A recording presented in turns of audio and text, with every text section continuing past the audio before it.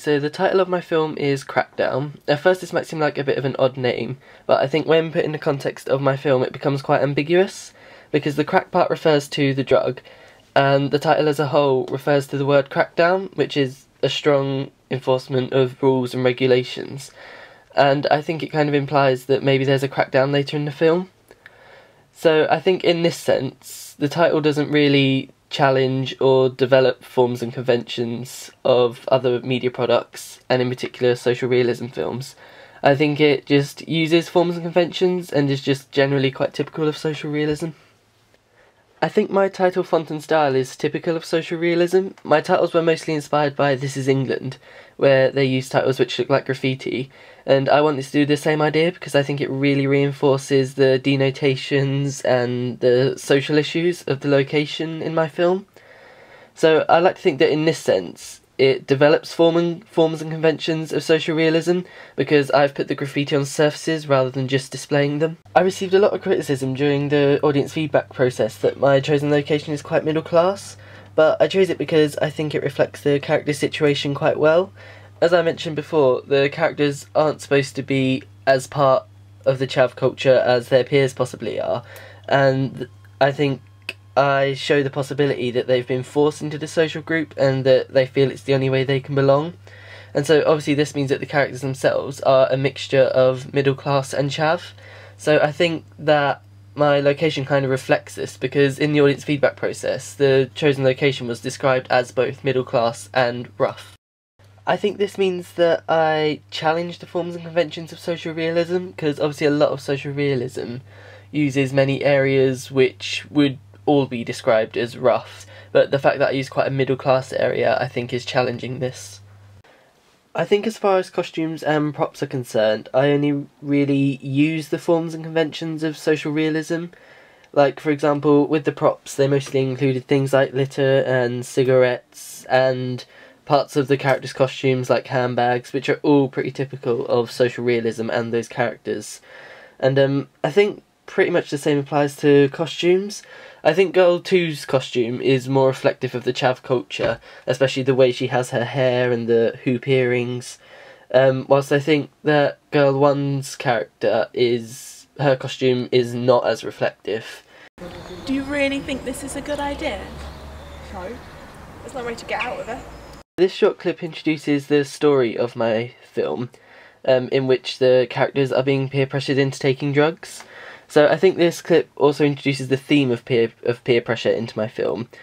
I think this is quite typical of social realism. If I use This Is England as an example again, the character of Sean in it is peer pressured into doing quite a lot of the things he does.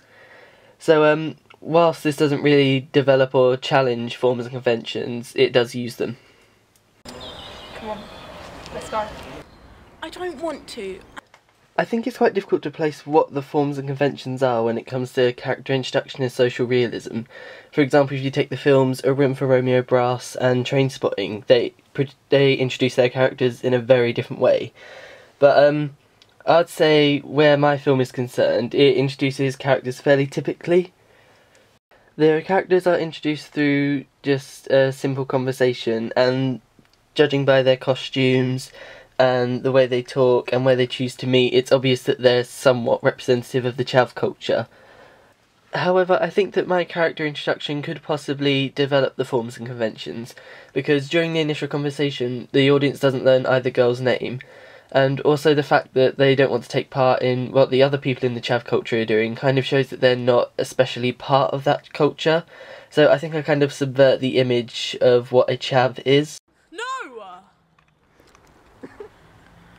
I think camera work and editing are crucial when it comes to social realism, because the genre doesn't really allow for many special effects, and when they're used they tend to be quite superfluous. So that means that every shot is essential for symbolism and implications.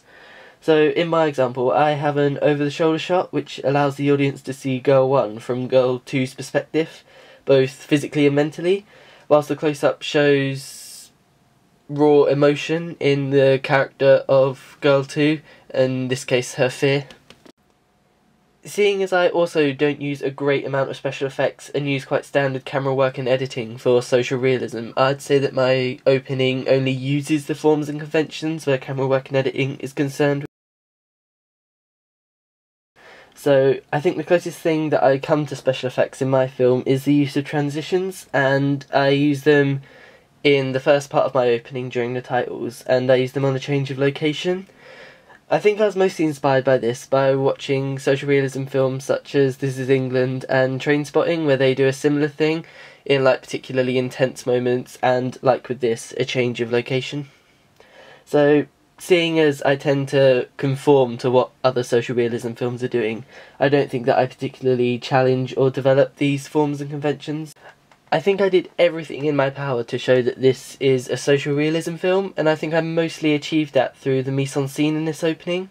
So everything from the location, including areas such as where the train passes with its barbed wire fence and litter, seems quite typical of social realism, right up to the last location, where the girls have their conversation, which I think, you know, with dustbins and pubs and things like that, also seems quite typically social realism. I think I also achieved it through other parts of mise-en-scene, like the costumes, for example, particularly Girl 2.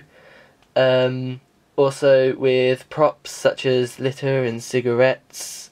I think even the characters help to show genre. I know they aren't fully part of the chav culture, but still the way they talk and the way they act is still very typical of characters in social realism.